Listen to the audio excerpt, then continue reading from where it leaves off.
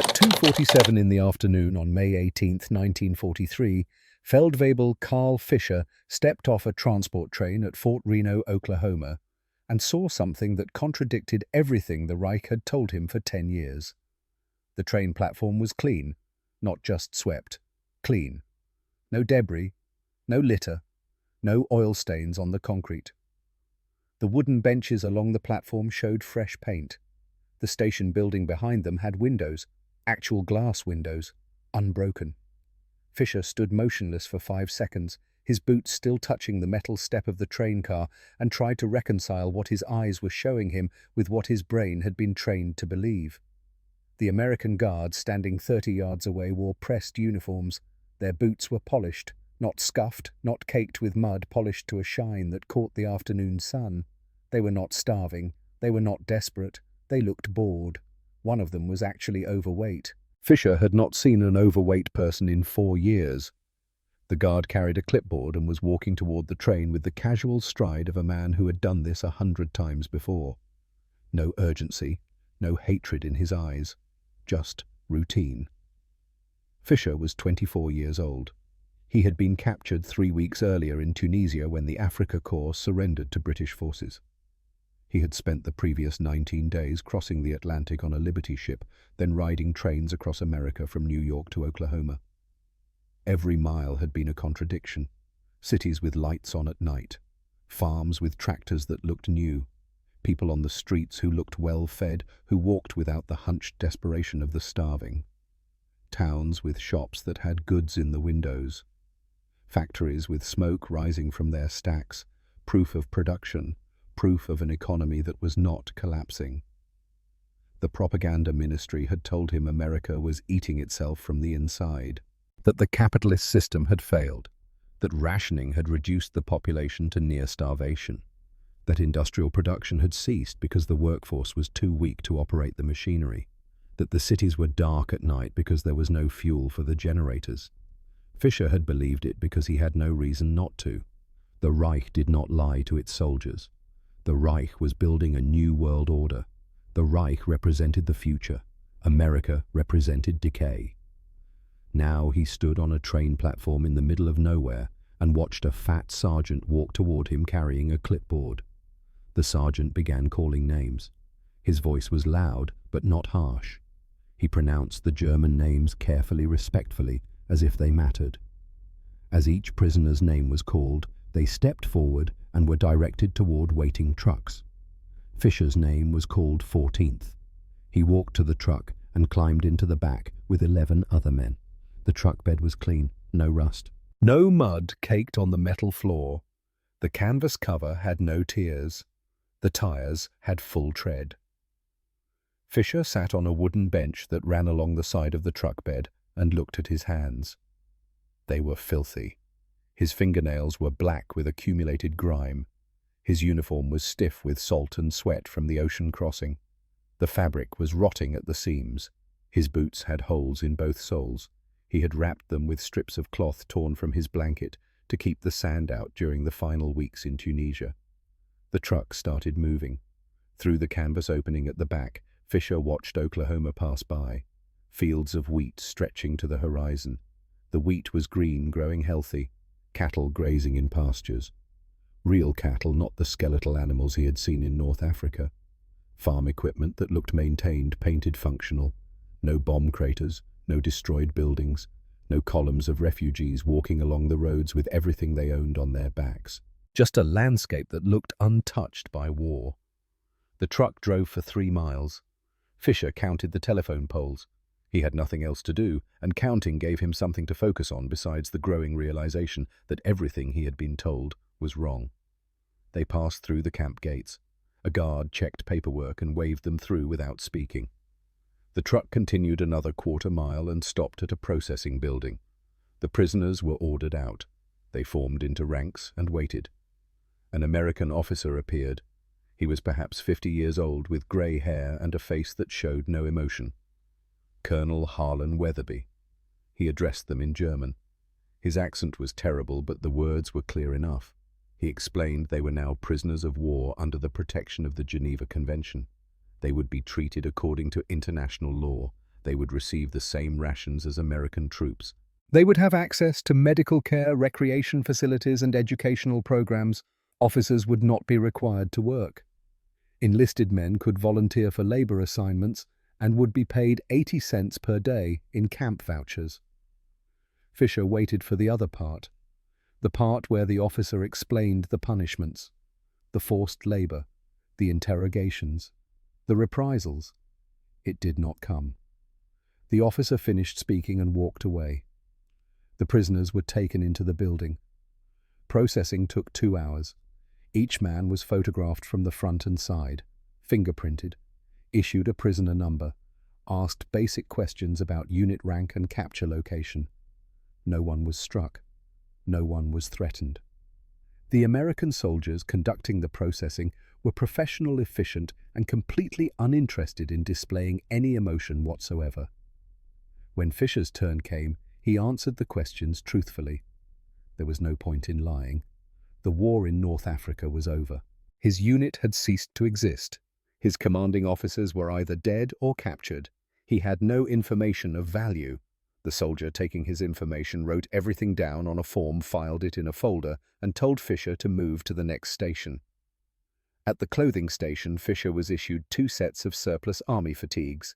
Someone had stenciled PW on the back in white paint. 2 shirts, 2 pairs of socks, underwear, a coat, boots that actually fit. Fisher had been wearing the same uniform for 7 weeks. It smelled like death. The fabric was so stiff with dried sweat and salt that it could almost stand up on its own. His boots were held together with wire and hope. Now an American soldier was handing him clean clothes. Clothes that smelled like soap, boots with no holes, socks without worn-through heels. He took them and did not say anything because he could not think of anything to say that would make sense of what was happening. After clothing issue, the prisoners were taken to the barracks. The building was long, single-story wooden construction with a pitched roof. Inside were rows of bunk beds. Each bed had a mattress, an actual mattress, not a straw-filled sack, 2 blankets, a pillow. The floor was swept. The windows had screens to keep out insects.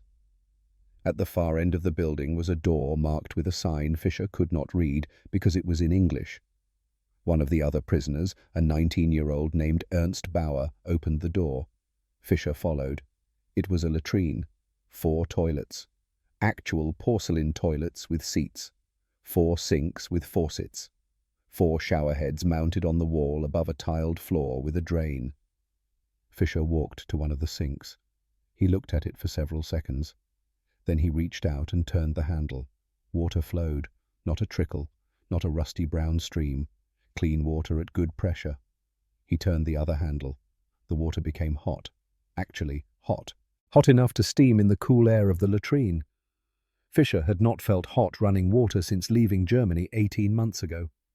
He let it run over his hands. The heat felt strange against his skin, foreign, almost painful after so long without it. He watched the water swirl down the drain and tried to understand what kind of prison gave its captives hot water. Behind him, Ernst Bauer walked up to the showers. Bauer had been conscripted in 1941. He had spent 2 years in North Africa fighting with inadequate equipment and shrinking rations. He had survived dysentery sandstorms and British artillery. He had surrendered expecting execution or slow death in a desert prison camp. Now he was standing in front of indoor plumbing with hot water. Bauer turned to Fisher and asked if this was real. Fisher did not answer because he did not know. An American guard entered the barracks and announced in broken German that dinner would be served in 30 minutes. The prisoners could shower and change clothes if they wanted. The guard left. Nobody moved for several seconds. Then one of the prisoners walked to the showers and turned on the water. The spray was hot. Steam rose. The man stripped off his filthy uniform and stepped under the water. He stood there with his eyes closed and water running down his face for a full minute without moving. Then another prisoner walked to the showers. Then another. Within 5 minutes, all 4 showers were occupied and men were waiting their turn. Fisher waited until a shower opened.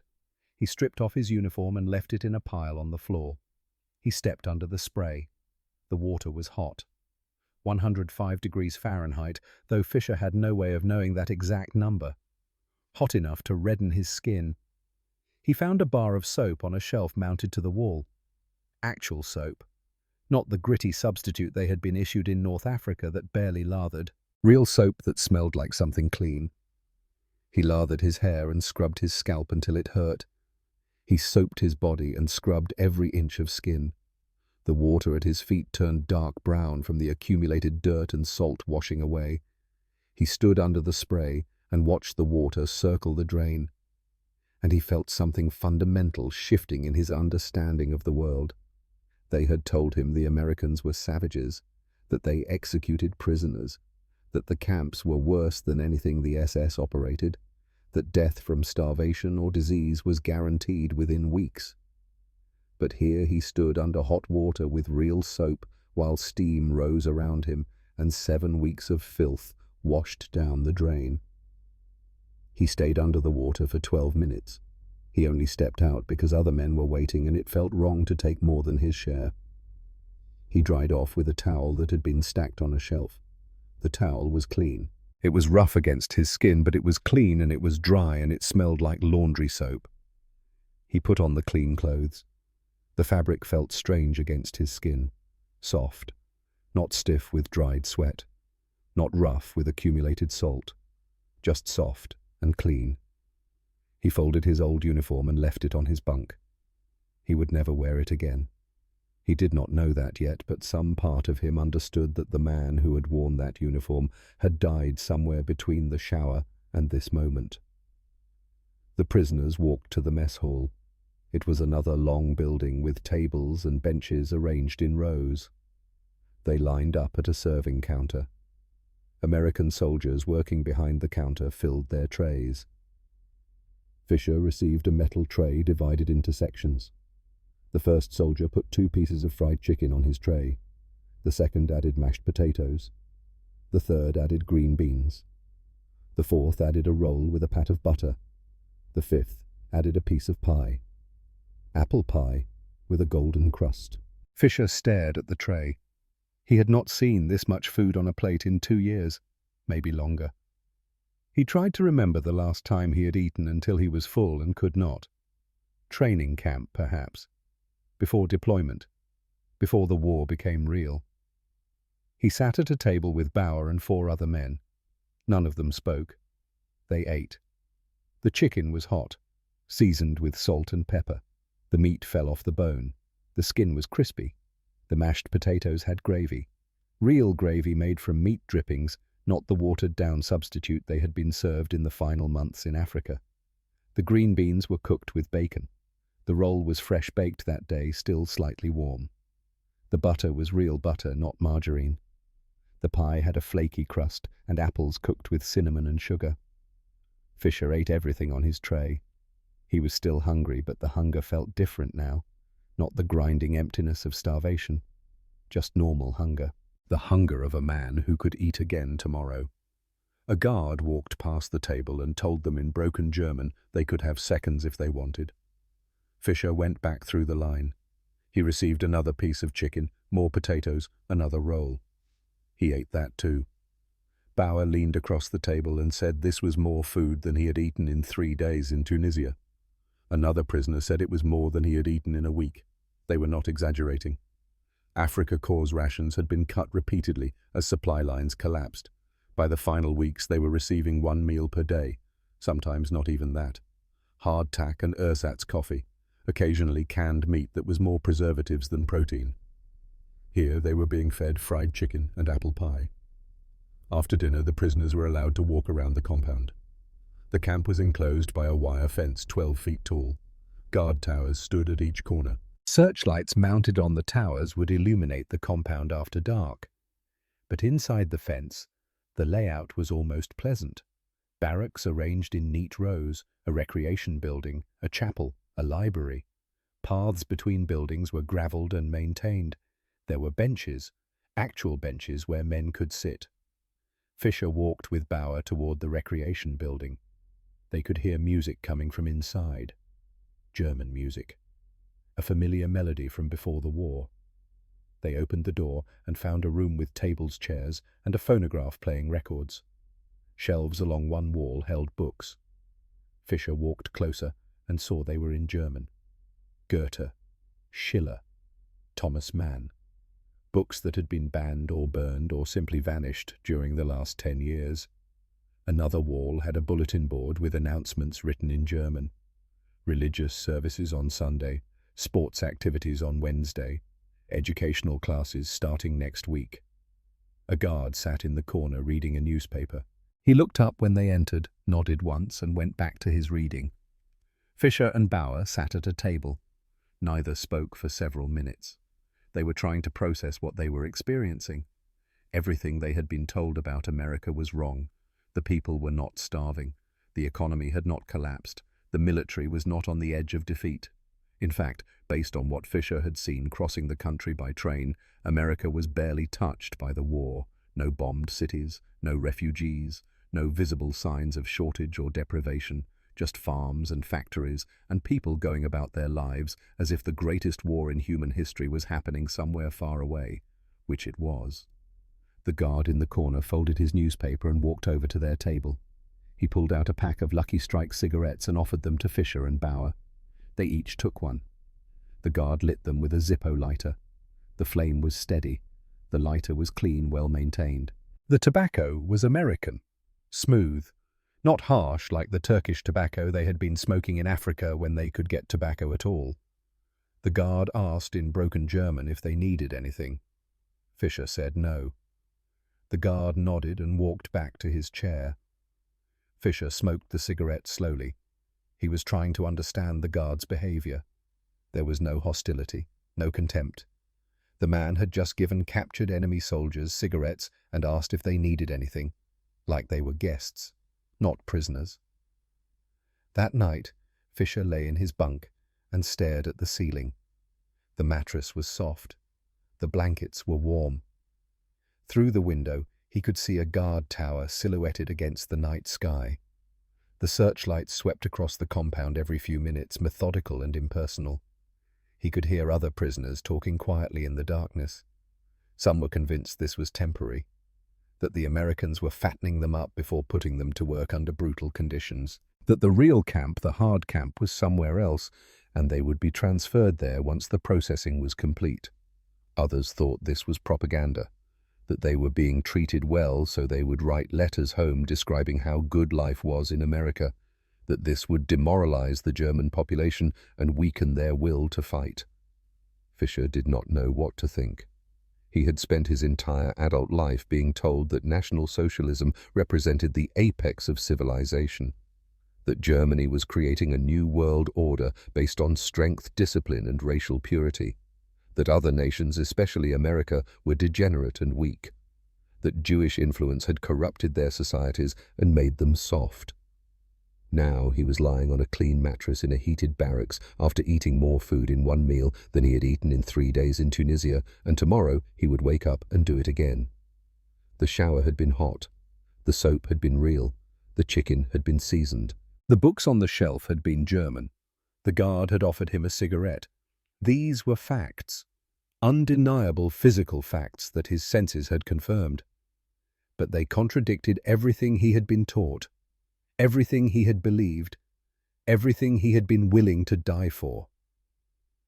Fisher closed his eyes and tried to sleep. But sleep would not come easily. Not tonight. Not with his brain trying to reconcile the irreconcilable. Not with the foundation of his worldview beginning to crack in ways he could not yet name, but could definitely feel. The last thought he had before finally drifting off was simple and terrible. What if they lied about everything? He did not have an answer. Not yet. But the question was there now, planted in his mind like a seed in fertile soil, and it would grow whether he wanted it to or not. Outside, the searchlight swept past the window again, regular as a heartbeat marking time in a place where time had suddenly become strange and new and full of possibilities Fisher had never imagined could exist. The morning of May the 26th, 1943, marked Carl Fisher's 8th day at Fort Reno. He woke at 5:47 a.m., 3 minutes before Reveille, a habit drilled into him by years of military discipline. The barracks were still dark except for the faint grey light filtering through the screened windows. He could hear Ernst Bauer breathing steadily in the bunk below, and somewhere down the row another prisoner snored softly. Fisher lay there for those 3 minutes staring at the wooden ceiling boards. He had stopped waiting for the real camp to reveal itself. This was the real camp. The hot water was real. The food was real. The mattress beneath him was real. That realization disturbed him more than any brutality could have. At 5:50 the wake-up bell rang. Fisher dressed in his PW stenciled fatigues and walked to the latrine with Ernst. They brushed their teeth with toothpaste provided by the camp, actual toothpaste, Colgate, the same brand American soldiers used. Fisher watched the white foam swirl down the drain and thought about the gritty sand they had used to clean their teeth in Tunisia.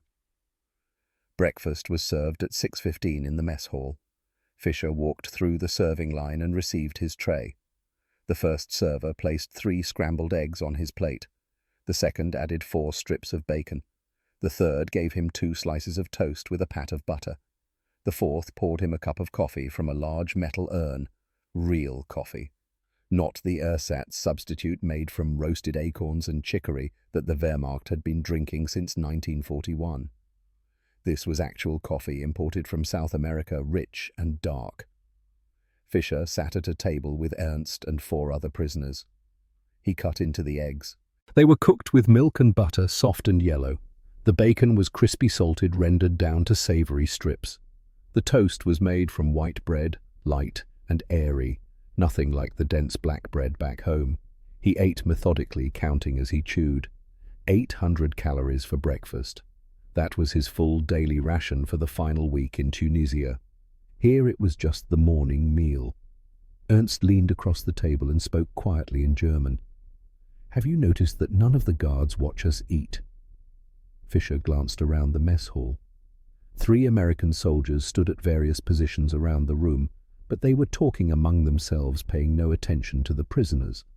One was reading a newspaper. Another was smoking a cigarette. "They do not fear us," Fisher said. "Should they?" Fisher did not answer. He knew what Ernst was implying. These guards saw them as defeated, harmless, no longer soldiers, but simply men who needed to be fed and housed until the war ended.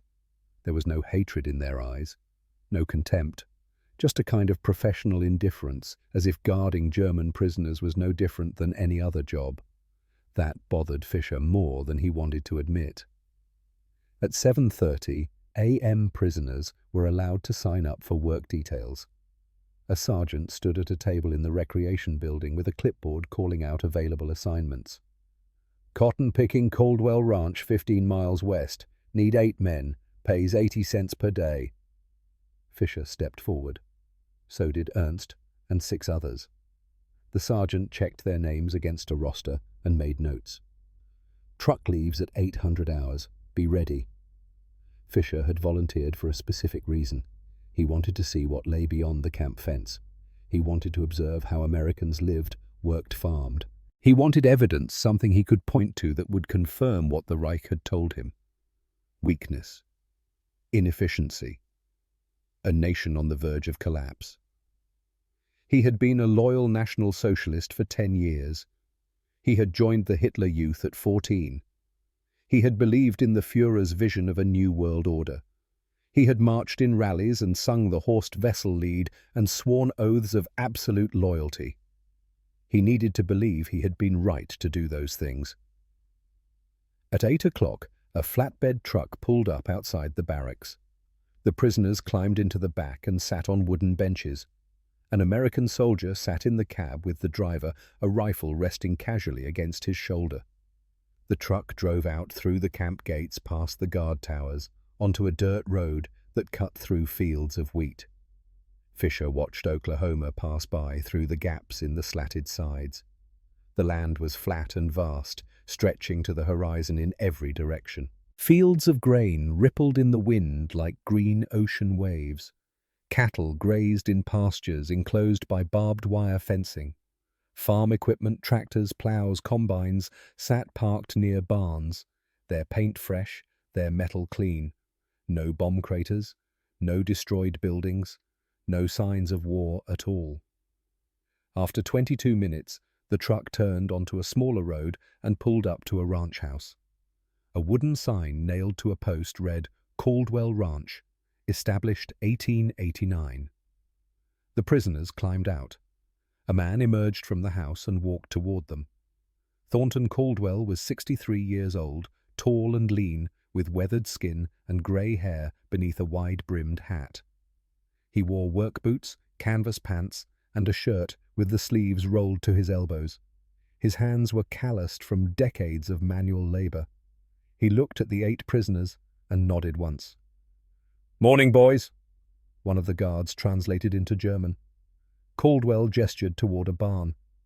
"We've got a cotton field needs picking. I'll show you how it's done. Then you work at your own pace. We take a break every 2 hours for water. Lunch is at noon. Any questions?" No one spoke. "All right then, follow me." They walked to a field where cotton plants grew in long rows, white bolls bursting from green stems. Caldwell showed them how to pull the cotton without damaging the plant, how to stuff it into canvas sacks, how to avoid the sharp edges of the dried bolls. Fisher had grown up on a farm in Bavaria. He knew how to work with crops. The technique was simple. What struck him was Caldwell's demeanor. The man worked alongside them. He did not stand apart and bark orders. He picked cotton, just as they did, moving down the rows with steady efficiency, occasionally stopping to offer advice or demonstrate a better method. At 10 o'clock, Caldwell called for a break. He walked to a water pump near the barn and filled a bucket, then carried it to the field with a metal ladle. Each prisoner drank. The water was cold, drawn from deep underground. Caldwell drank too, using the same ladle. Fisher watched this carefully. In the Wehrmacht, officers never shared utensils with enlisted men. In the SS, the racial hierarchy was even more rigid. Yet here was an American, a civilian, a ranch owner with property and wealth drinking from the same ladle as captured enemy soldiers. Ernst noticed it too. He glanced at Fisher with a look that said, "Do you see this?" Fisher saw it. He did not know what to make of it. At noon, a woman emerged from the ranch house carrying a basket. She was in her late 50s, with brown hair turning grey and a kind face marked by years of sun exposure. She wore a simple dress and an apron.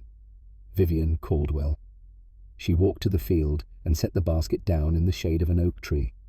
Inside were sandwiches wrapped in wax paper apples and a glass jug of lemonade. Through the translator, she said, "Help yourselves, gentlemen." The prisoners hesitated. Then Ernst stepped forward, took a sandwich and bit into it. Ham and cheese on white bread with mustard. The others followed. Fisher took a sandwich and an apple. He sat on the ground beneath the tree and ate slowly. The ham was thick-sliced real meat, not the preserved scraps they had received in Africa. The bread was soft. The cheese was sharp cheddar. He ate and watched Vivian Caldwell pour lemonade into tin cups and hand them to each prisoner. She smiled as she did so. Not a forced smile, not a gesture of superiority or charity, just a natural kindness. When she reached Fisher, she said something in English. He did not understand, but the translator said, "She asks if you need anything else." Fisher shook his head. "Nein, danke." She nodded and moved on. They worked until 4 o'clock. By the end of the day, Fisher's hands were raw and his back ached, but the labor was not unbearable. It was honest work, no different from the farm chores he had done as a boy. Caldwell inspected their sacks, weighed the cotton, and made notes in a ledger. Then he paid them each 80 cents in camp vouchers, small slips of paper they could exchange at the canteen. As they climbed back into the truck, Caldwell called out, "You boys did good work today. See you tomorrow." Fisher sat on the bench as the truck drove back toward Fort Reno. He looked at the voucher in his hand. 80 cents, American money, payment for labor performed. He was a prisoner of war captured by the enemy, and they were paying him wages. Ernst leaned over and said quietly, "In Tunisia, we were not paid. We were barely fed. Here they give us money for picking cotton." "It is propaganda," Fisher said. But even as he spoke, the words felt hollow. That evening, after dinner, Fisher returned to his bunk and lay down to rest. Around him, other prisoners talked quietly, played cards, or read books from the camp library. The atmosphere was relaxed, almost comfortable. Then a voice cut through the murmur. "Attention, all German personnel. Formation outside in 5 minutes." Fischer sat up. The voice had spoken in German, crisp and commanding. He recognized the tone, an officer giving orders. He walked outside with Ernst and the others. About 30 prisoners had gathered in a space between two barracks. Standing before them was a man Fischer had not seen before. Hauptmann Wolfgang Steiner. He was 35 years old, lean and hard, with pale blue eyes and blonde hair cropped close to his skull. He wore the same PW fatigues as everyone else, but he carried himself differently. His posture was rigid, military, unyielding. Even in captivity, he radiated authority. Steiner had been captured in the same Tunisia offensive as Fischer, but as an officer he had been housed separately and processed through different channels. Now he stood before the enlisted men like a commander addressing his troops. "Soldiers of the Reich," Steiner began, his voice cold and precise. "I know what the Americans are doing. They are trying to break you. They feed you. They house you. They pay you. They treat you with what they call humanity. This is psychological warfare. They want you to forget who you are. They want you to betray your oaths." He paused, letting the words sink in. "You are not guests here. You are prisoners. You are soldiers of Germany. Your duty has not ended just because you were captured. Your duty is to resist, to maintain discipline, to remain loyal to the Führer and the fatherland." Fischer stood very still, listening. Steiner continued. "I am forming a resistance organization within this camp. We will refuse to cooperate beyond the minimum required by the Geneva Convention. We will collect intelligence. We will maintain our military structure.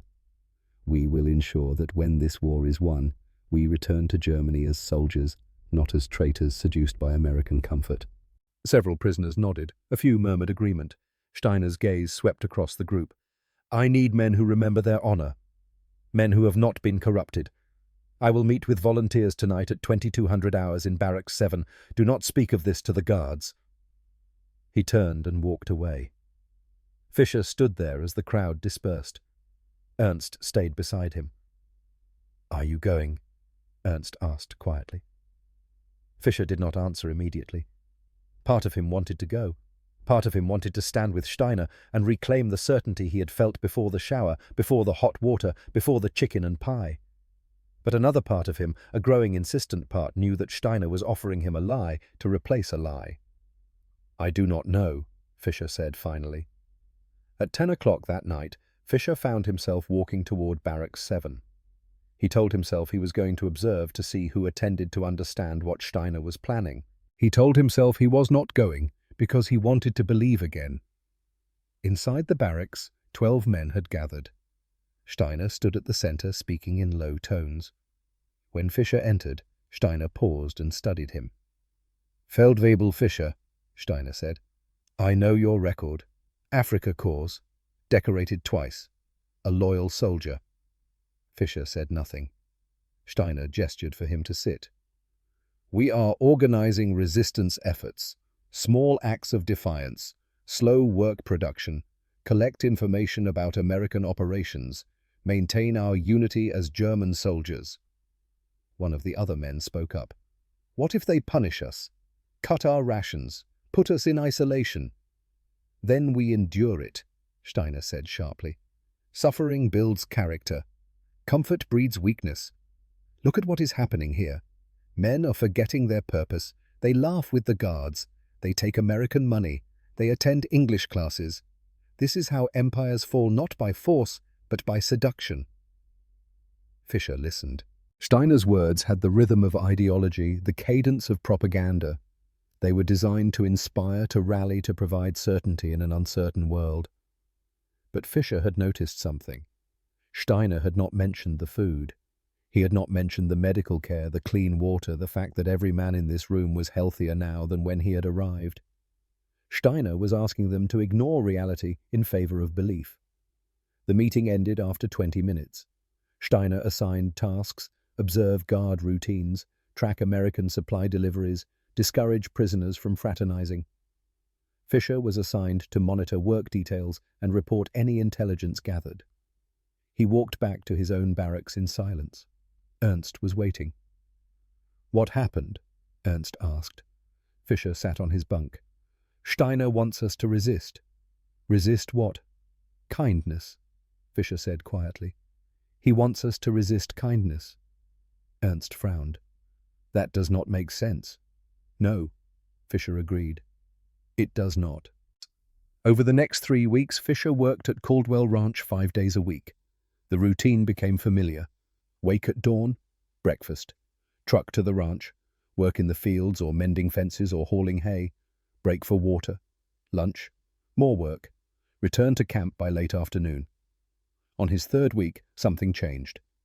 Thornton Caldwell approached Fischer while he was repairing a section of fence near the pasture. The old rancher watched him work for a moment, then said through the translator, "You know your way around tools?" Fischer nodded. "I grew up on a farm." "Can you drive?" "I drove trucks in the army." Caldwell gestured toward a tractor parked near the barn. "Come with me." For the next hour, Caldwell taught Fischer how to operate the tractor. It was a John Deere Model B painted green and yellow with a gasoline engine and a manual transmission. Fischer learned to work the clutch shift gears, steer the heavy machine across uneven ground. By the end of the lesson, he was driving it competently. Caldwell nodded with satisfaction. "Good. You'll be my tractor man from now on. Pull the cotton trailer while the others pick." Fischer spent the next 2 weeks driving the tractor. It was easier work than picking by hand, and it gave him time to think. He drove up and down the rows while prisoners filled their sacks and dumped cotton into the trailer. The engine rumbled steadily beneath him. The Oklahoma sun beat down, and as he drove he thought about what Steiner had said, about resistance, about maintaining loyalty, about refusing to be seduced by American comfort. But Fischer was not sure it was seduction. It felt more like fairness. On June 15th, 1943, Caldwell called Fischer over during the lunch break. The rancher was standing near the barn, holding a photograph. Through the translator, he said, "I want to show you something." The photograph showed 2 young men in U.S. Army uniforms. Both were in their 20s, clean-shaven, smiling at the camera. "My sons," Caldwell said. "Thomas is in North Africa with Patton's army. David is in England training for the invasion." Fischer stared at the photograph.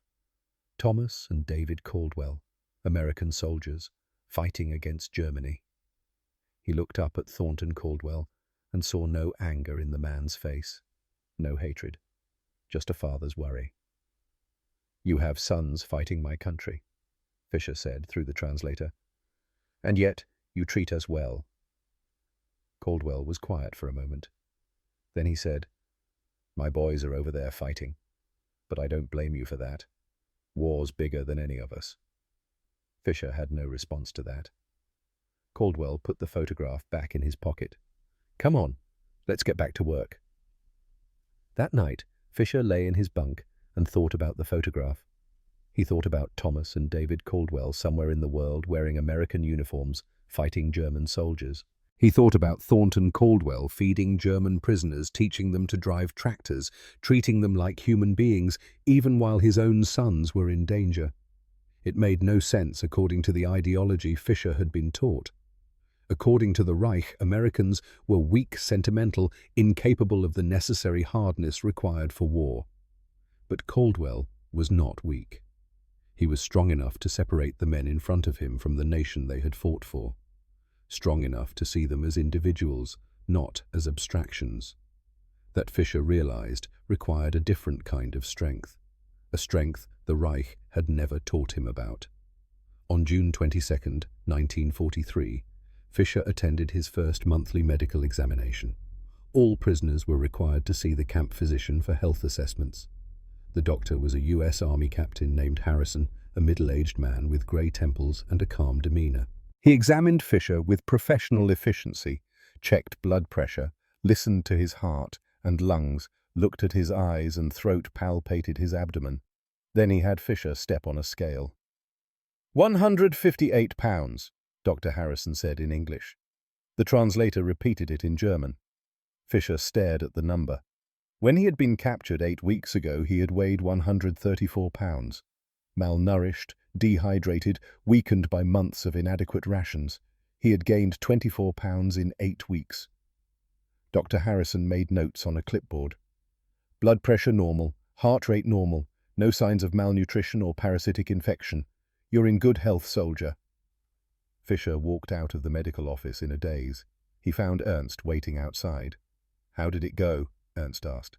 I gained 24 pounds. Ernst blinked. How much did you weigh before 134? I gained 18, Ernst said quietly. I weighed 126 when we arrived. Now 144. They stood there in silence, processing the implications. Quantifiable, measurable proof that they were being treated better here than they had been treated by their own military. That evening, Fisher went to the canteen and used his accumulated vouchers, 2 weeks of work at 80 cents per day, $12.80 total, to buy cigarettes and chocolate. The canteen was a small building stocked with items prisoners could purchase. Lucky Strike cigarettes, 20 cents per pack. Hershey's chocolate bars, 5 cents each. Writing paper, 10 cents for a pad. Stamps for letters, 3 cents. Fisher bought 2 packs of Lucky Strikes and 4 chocolate bars. He took them back to his bunk and opened one of the chocolate bars. It was smooth, sweet, rich. Better than any chocolate he had tasted in Germany, even before the war. The Wehrmacht had issued chocolate occasionally, but it was grainy and bitter, made with substitutes to conserve real cocoa for civilian use. This was real chocolate, American chocolate, mass-produced, abundant, available to prisoners. He ate 1 square and felt something inside him shift. On June 30th, Fisher wrote his first letter home. The camp allowed prisoners to send mail once per week, subject to censorship. Fisher sat at a table in the recreation hall with a piece of paper and a pencil. Dear Mother. He stopped. What could he say? How could he describe this place? She would not believe him. No one in Germany would believe him. He tried again. Dear Mother, I am well. I am in a camp in Oklahoma. The conditions are acceptable. I am working on a farm and earning money. I have gained weight. Please write to me if you receive this letter. Your son, Carl. He sealed the letter in an envelope and handed it to the camp censor. 3 weeks later, he received a reply. His mother was alive. His father had been killed in an Allied air raid on Munich in February 1943, just 3 months before Fisher's capture. His younger brother, Peter, was fighting on the Eastern Front. Fisher read the letter 3 times. Then he folded it carefully and put it in his footlocker. That night, he could not sleep.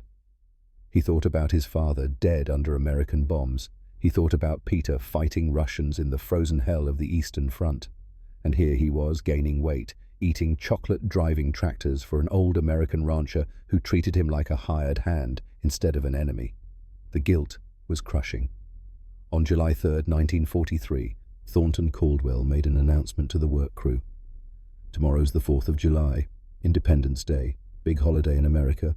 The ranch doesn't operate on the 4th, but I'd like to invite you boys to come to the house for a barbecue. If you want to, that is. No pressure. The translator relayed this in German. Fisher glanced at Ernst. A barbecue. At the Americans' home. On their national holiday. Steiner's voice echoed in his mind. Do not fraternize. Do not be seduced. But Fisher was tired. Tired of resistance. Tired of ideology. Tired of pretending that what he was experiencing was not real. I will go, he said. Ernst nodded. So will I. July 4th, 1944, dawned hot and clear across Oklahoma.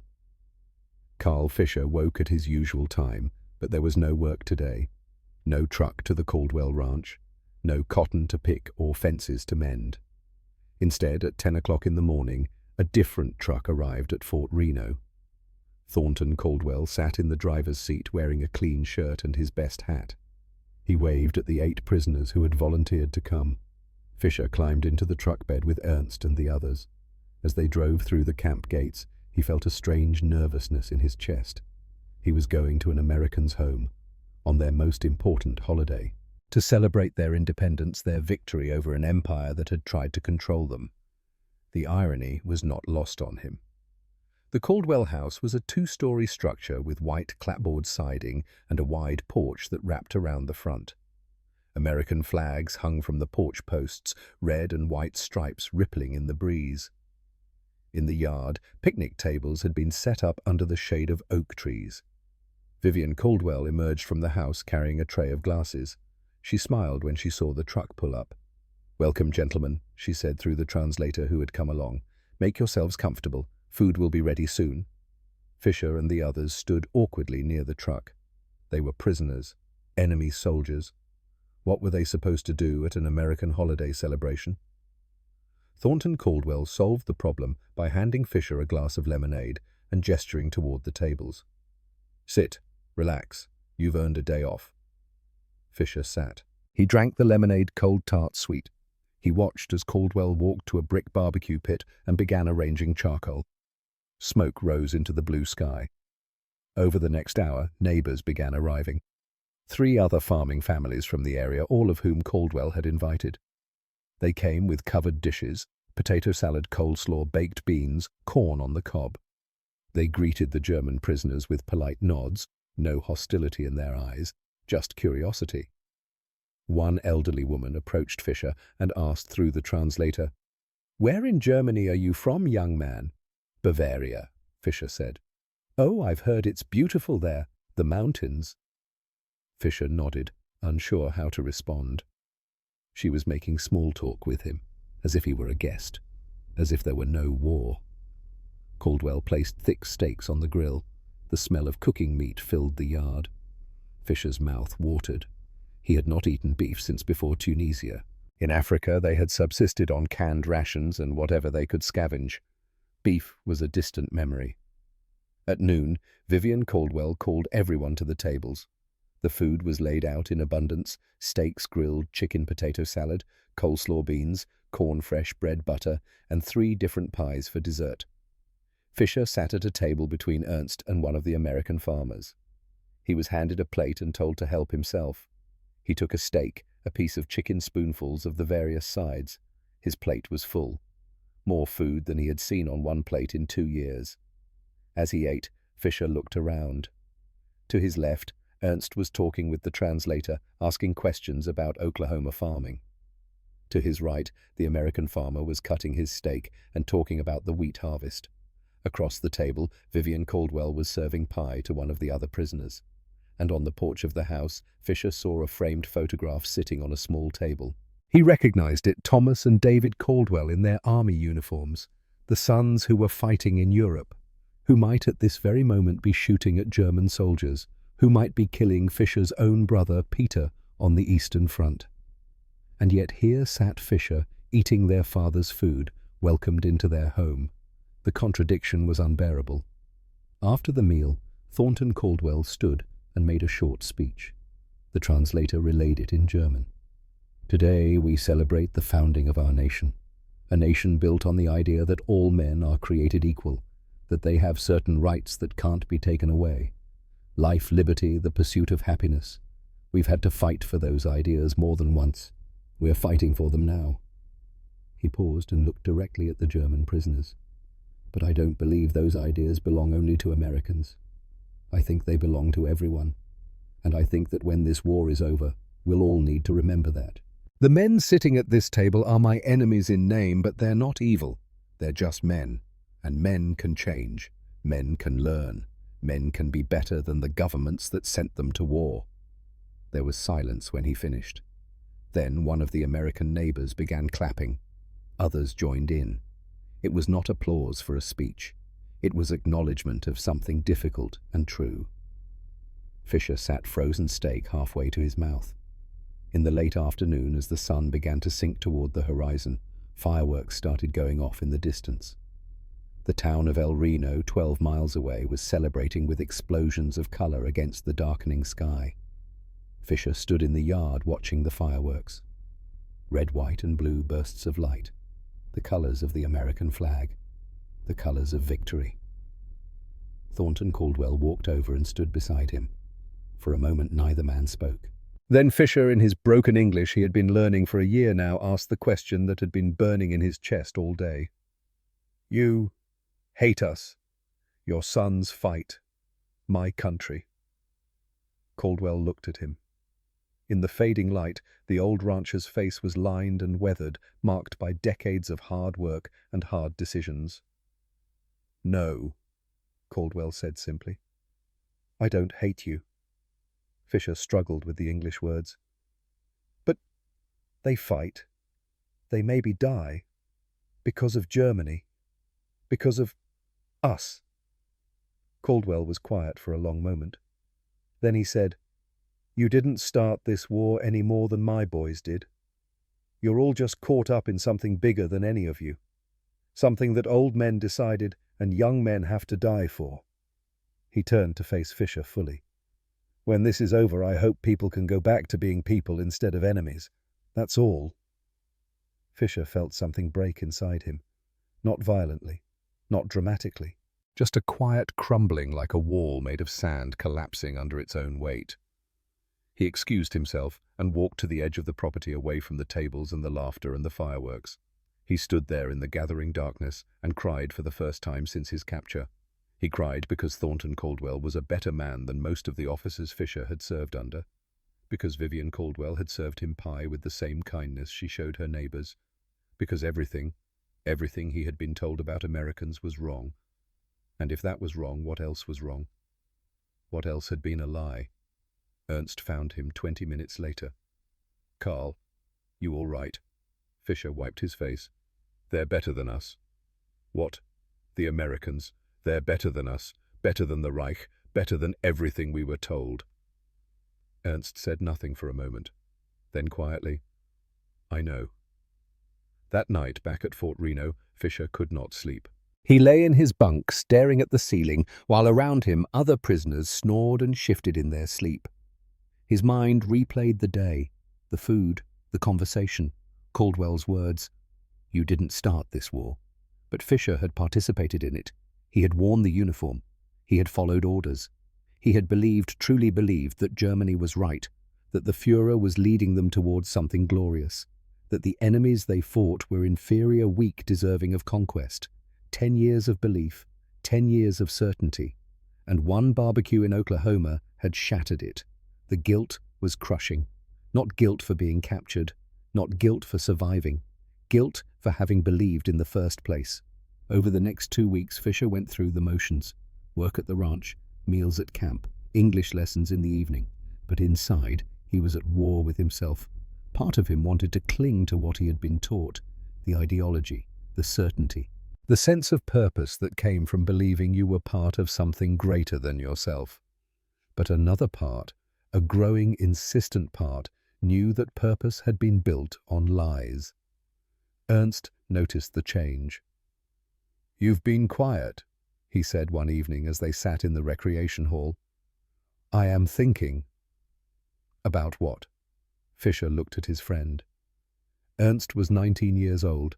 He had been conscripted in 1942, sent to Africa, and captured after barely a year of service. He had spent more time as a prisoner than as a soldier. Do you ever wonder, Fisher said slowly, if we were on the wrong side? Ernst's eyes widened. It was a dangerous question. Even here in an American POW camp there were loyalists, men like Steiner, who would report such talk as defeatism or treason. But Ernst leaned closer and whispered, every day. On July 20th, 1944, news reached the camp that there had been an assassination attempt on Hitler. A bomb had been planted at his headquarters in East Prussia. The Führer had survived. The camp erupted in confusion. Some prisoners celebrated Hitler's survival. Others, a minority, but a growing one, were disappointed. That night, Steiner called another secret meeting. Fisher did not want to go, but he knew that absence would be noted. So he attended. Steiner stood before the assembled men, his face hard with fury. Traitors, he spat. Traitors within our own military tried to kill the Führer. This is what happens when men lose faith, when they are seduced by weakness and doubt. He paced back and forth. Some of you are wavering. I can see it. The Americans have made you comfortable, and you are forgetting your duty. You are forgetting your oaths. His gaze swept across the room and landed on Fisher. "Feldwebel Fisher, you have been working at the ranch for over a year. Tell us, have you remained loyal, or have you been compromised?" Every eye turned to Fisher. He stood slowly. His heart pounded. This was the moment. He could lie. He could pledge loyalty to Steiner, to the Reich, to the ideology that had defined his entire adult life.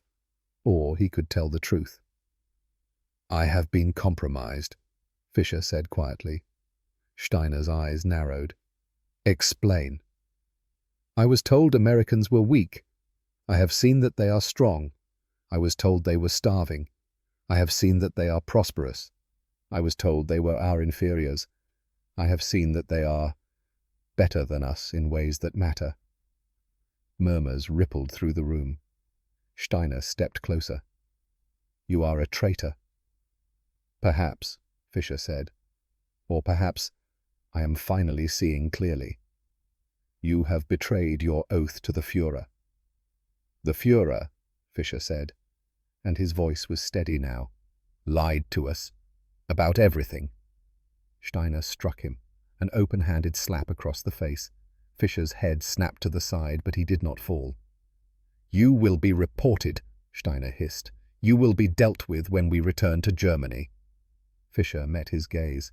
"I do not think we will return to Germany. I think Germany is losing, and I think men like you will spend the rest of your lives refusing to admit it." He walked out of the meeting. Ernst followed him. Over the next 3 months, Fisher became an outcast among the prisoners. Not from all of them. Ernst stood by him, and a handful of others quietly expressed agreement with what he had said. But the majority avoided him. Steiner's loyalists called him a traitor. Some refused to speak to him. Fisher did not care. He had spent a year living a lie, and he was done with lies. He continued working at the Caldwell Ranch. His English improved. He learned to repair engines, to manage livestock, to operate all the farm equipment. Thornton Caldwell treated him less like a prisoner and more like a trusted employee. In September, Caldwell offered him something unexpected. "When this war ends," the old rancher said, "you'll be sent back to Germany. But if you want, you could come back here afterward. I'll sponsor you, help you get the paperwork. I need a good hand, and you're the best worker I've had in years." Fisher stared at him. "You would do that for a German?"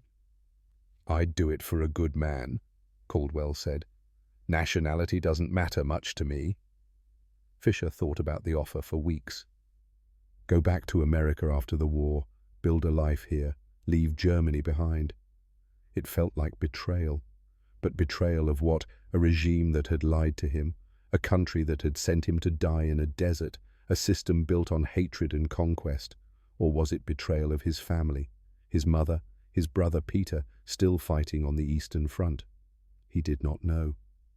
In October 1944, Steiner enacted his plan. Fisher learned about it by accident. He overheard 2 of Steiner's loyalists talking in low voices near the latrine. They were planning to sabotage the Caldwell Ranch, burn the wheat storage barn, a symbolic act of resistance, proof that German soldiers still had fight in them. Fisher felt cold rage flood through him. He found Ernst and told him what he had heard. "You have to stop them," Ernst said immediately. "How?" "Tell the guards. Tell Caldwell. I don't care how. But you can't let them hurt that man." That night Fisher did not sleep. He lay in his bunk and thought about Thornton Caldwell, the man who had taught him to drive a tractor, who had shared his lunch, who had invited him to a 4th of July barbecue, who had offered him a future. At 2 in the morning, Fisher heard movement. He opened his eyes and saw shadows slipping out of the barracks. Steiner and 4 others. Fisher rose and followed them. The camp's perimeter was not heavily guarded.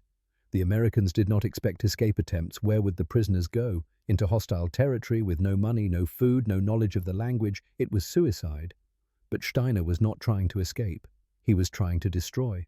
Fisher followed the group through a gap in the fence they had cut earlier across a field toward the Caldwell Ranch 2 miles away. By the time they reached the property, it was 3 in the morning. The ranch house was dark. The barn loomed against the starlit sky. Steiner produced a bottle of kerosene from his coat. He doused the side of the barn while the others stood watch. Fisher stepped out of the shadows. "Stop!" Steiner spun around. "Fisher, I should have known you would betray us." "You are the betrayer," Fisher said. "You are betraying everything that matters." "Sentimentality," Steiner spat. "This is war. The man who owns this ranch has sons fighting Germany. He is the enemy. He is a better man than you will ever be." Steiner struck a match. Fisher tackled him. They went down hard, rolling across the dirt. The match flew from Steiner's hand and went out. The other prisoners rushed forward to pull Fisher off, but he fought with desperate strength. "Caldwell!" Fisher shouted in English. "Fire help!" Lights blazed on in the ranch house. Thornton Caldwell appeared on the porch with a rifle. The other prisoners scattered. Only Steiner and Fisher remained locked together on the ground. Caldwell ran toward them, rifle raised. "What the hell is going on?" Fisher released Steiner and stood, hands raised. In broken English he said, "He try, burn barn. I stop him." Caldwell looked at the kerosene-soaked barn, at Steiner lying on the ground, at Fisher standing with his hands up. "You stopped him?" "Yes." Caldwell lowered the rifle. He walked to Fisher and put a hand on his shoulder. "Thank you, son." Those two words, "thank you, son," broke something in Fisher. He had betrayed his country. He had fought against a fellow German soldier. He had chosen an American rancher over his own people. And it felt like the first honest thing he had done in years. Steiner was arrested and sent to a maximum security POW facility in another state. The 4 men who had been with him were placed in isolation at Fort Reno. Fisher expected punishment. Instead, Colonel Weatherby called him into his office. "You saved that ranch," the colonel said through a translator. "You could have looked the other way, but you didn't." "Why?" Fisher thought about the question. "Because Thornton Caldwell is a good man, and good men should not suffer for the crimes of bad governments." Weatherby studied him for a long moment. Then he nodded. "You're a good man too, soldier." In December 1944, news arrived that Germany had launched a massive offensive in the Ardennes forest, the Battle of the Bulge, one final desperate gamble to turn the tide of the war. Some prisoners in the camp celebrated. They believed Germany could still win. Fisher knew better. He had been reading American newspapers. He knew the full scope of Allied production, the hundreds of thousands of troops being trained, the vast resources being marshaled. Germany was fighting on 2 fronts against enemies who could replace every loss 10 times over. The war was over. Germany just had not admitted it yet. On April 30th, 1945, news came that Adolf Hitler was dead. Suicide in his bunker as Soviet forces closed in on Berlin. The camp held a meeting to inform all prisoners officially. Colonel Weatherby stood before them and made the announcement. Some prisoners wept. Others sat in stunned silence. A few, including Fisher, felt only relief. 7 days later, Germany surrendered unconditionally. The war in Europe was over. 2 weeks after Germany's surrender, Colonel Weatherby announced a mandatory assembly for all prisoners. A film projector had been set up in the recreation hall. Fisher filed in with the others. No one knew what they were about to see. The lights went out. The projector whirred to life. Newsreel footage appeared on the screen. American soldiers opening gates, the gates of Bergen-Belsen, Buchenwald, Dachau. The camera showed what they found inside. Fisher stared at the screen. He could not look away, could not breathe. Skeletal bodies stacked like firewood. Living people who looked like skeletons. Children with hollow eyes. Gas chambers disguised as showers. Crematoria. Mountains of shoes. Mountains of eyeglasses. Mountains of human hair. The numbers appeared on screen. 6 million Jews. Millions of others. Poles, Russians. Roma-disabled political prisoners, homosexuals. Some prisoners in the hall shouted that it was propaganda. American lies. The footage was fake.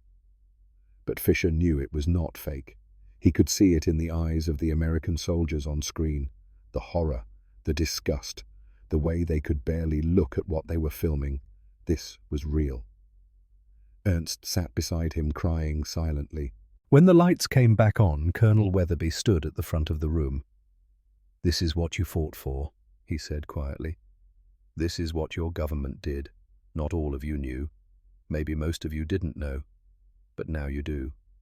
He left the room. Fisher sat there, unable to move. He thought about the oath he had sworn at 14, the rallies, the songs, the belief that Germany was building something great. They had built this instead. That night, Fisher wrote in his diary, the diary he had kept since arriving at Fort Reno. "I wore the uniform. I believed the words. I cannot say I did not know, because I chose not to know. I chose not to ask questions. I chose to believe the lies because they made me feel powerful and right.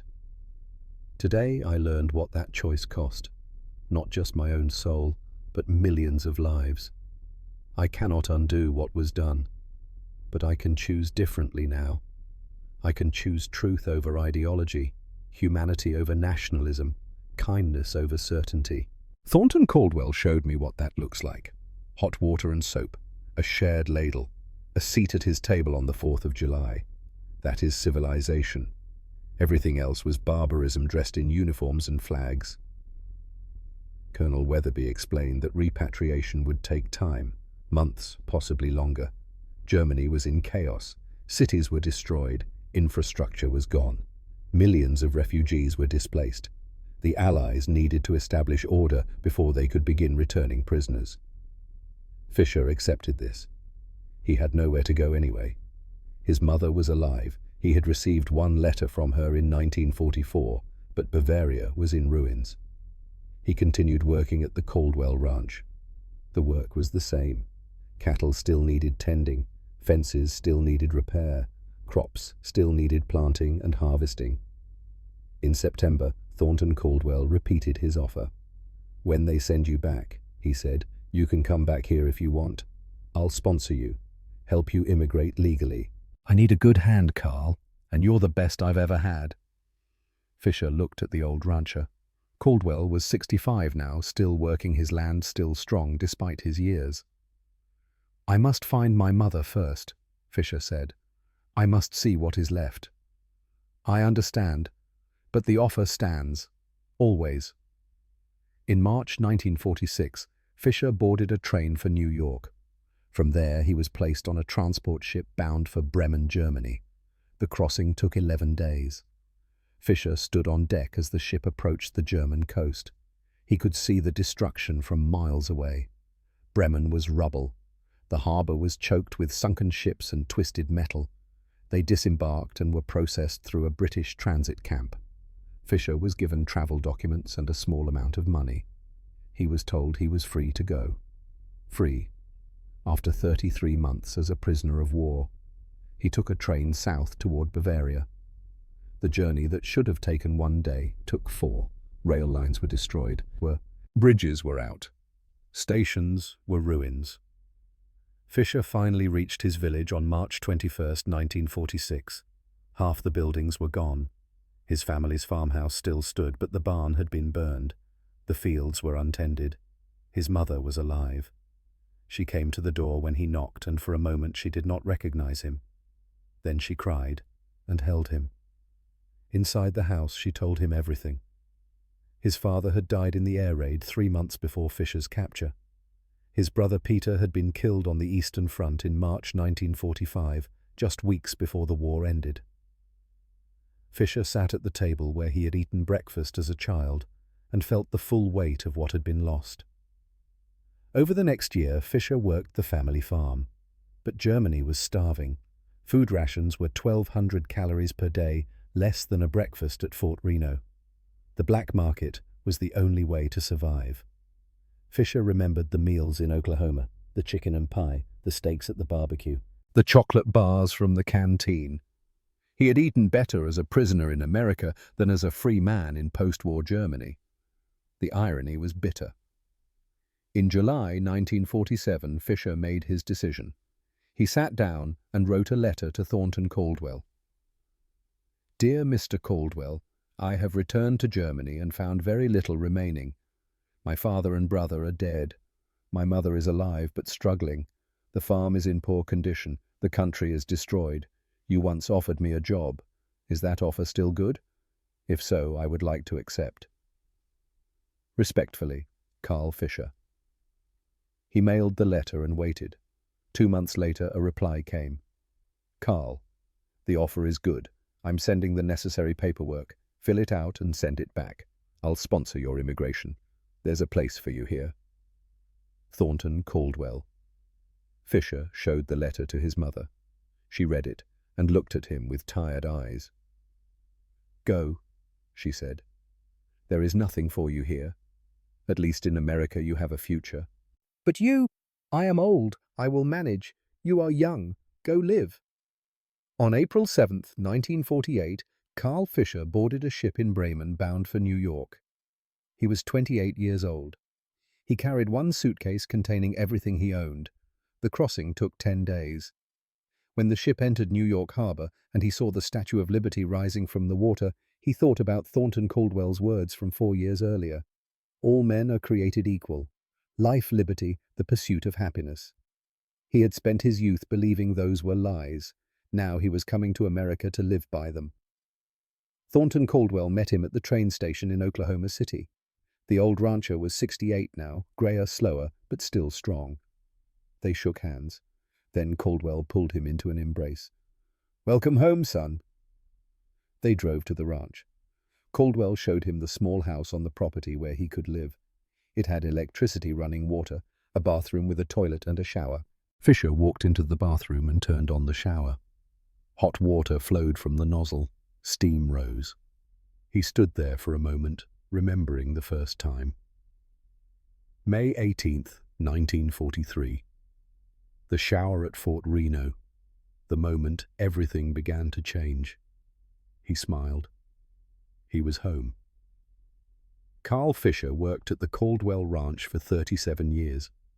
He became an American citizen in 1953. In 1956, he married Josephine Brennan, a schoolteacher from El Reno. They had 3 children. Thornton Caldwell died in 1974 at the age of 94.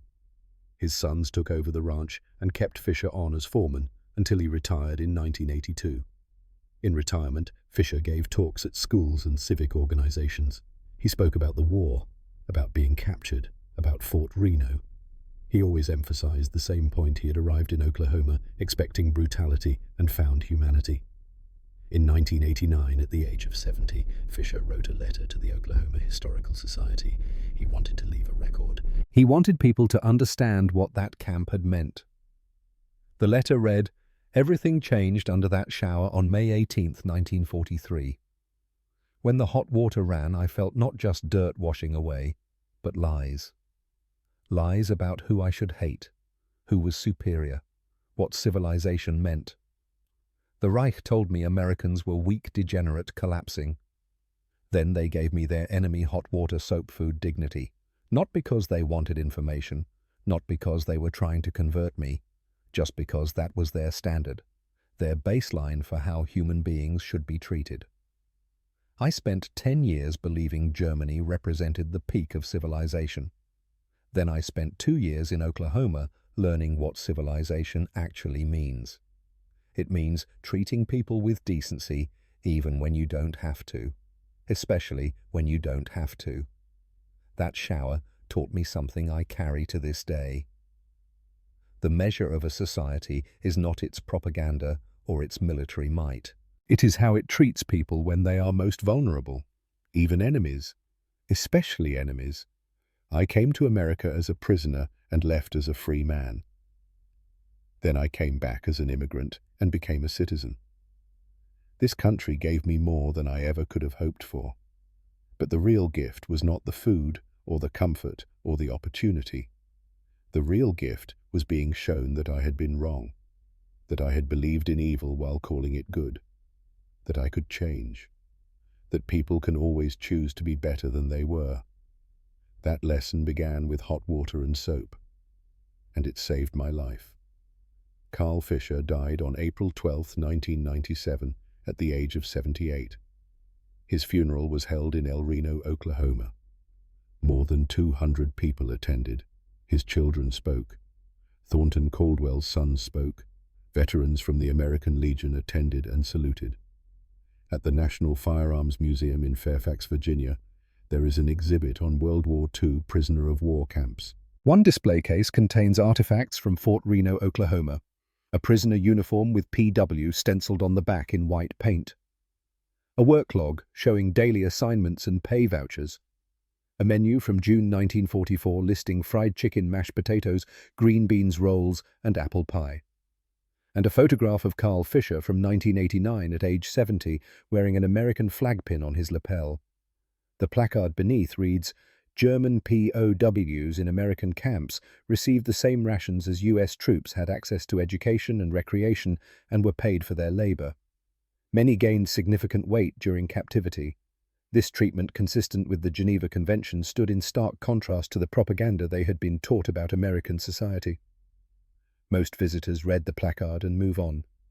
But some stop, and some understand. They understand what it means when a nation feeds its enemies better than those enemies were fed by their own government, what it says about values, about civilization, about the difference between propaganda and reality. On the wall beside the display case hangs a larger photograph. Carl Fisher in 1956, on his wedding day to Josephine Brennan. He wears a suit. She wears a white dress. They are standing on the porch of the Caldwell Ranch. Thornton Caldwell stands beside them, smiling, one hand on Fisher's shoulder. 3 generations are in that photograph. An American rancher, a former German soldier, an American schoolteacher, all together, all smiling, all proving that people can change, that enemies can become friends, that the worst hatred can be overcome by the simplest kindness. In the bottom right corner of the photograph, barely visible, is a small detail. On the porch railing sits a bar of soap. White, ordinary, unremarkable. Caldwell had placed it there as a joke. Fisher had laughed when he saw it. Josephine had asked what was funny. "That bar of soap changed my life," Fisher had said. "And I'm still not entirely sure how." Carl Fisher died on April 12, 1997, at the age of 78. On his gravestone in El Reno, Oklahoma, his family inscribed the words he had requested: "Carl Fisher, 1919 to 1997. I came here expecting death. I found life instead." Below that, in smaller letters, "Beloved husband, father, grandfather, prisoner of war, American citizen, good man." The last line was added by Thornton Caldwell's sons. Fisher had not asked for it. But when they told Josephine what they wanted to add, she wept and said yes, because it was true. Carl Fisher had been a good man, not perfect, not without guilt, not without regrets, but good. And in the end, that is what mattered. Not the uniform he had worn, not the oaths he had sworn, not the ideology he had once believed, just the man he had chosen to become. The measure of a civilization is not found in its propaganda or its military might. It is found in a bar of soap given to a prisoner, in hot water flowing from a shower, in a rancher sharing his ladle with enemy soldiers, in an old man inviting young enemies to his table on a holiday, in the choice to treat human beings as human beings even when you do not have to, especially when you do not have to. Carl Fisher learned that lesson in Oklahoma in 1943, and he carried it with him for 54 years.